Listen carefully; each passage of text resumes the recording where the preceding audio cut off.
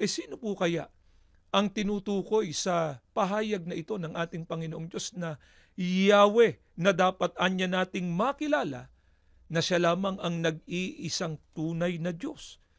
Pakinggan natin dito pa rin po sa aklat ng Isayas, sa 63, ang talata po ay 16. Pakinggan ninyo at ganito ang pagtuturo sa atin ng banal na kasulatan.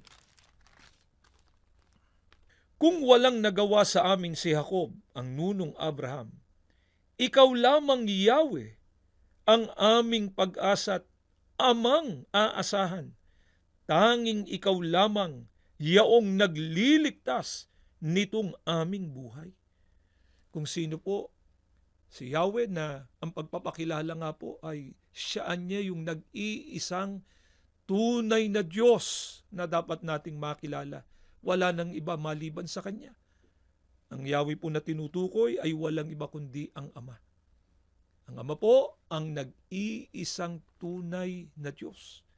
Kaya kung inyong napansin, sa matandang tipan, talagang wala silang ibang kinilalang Diyos kundi ang Ama. Wala po siyang tatlong persona, wala na siyang kahati pa sa pagiging Diyos.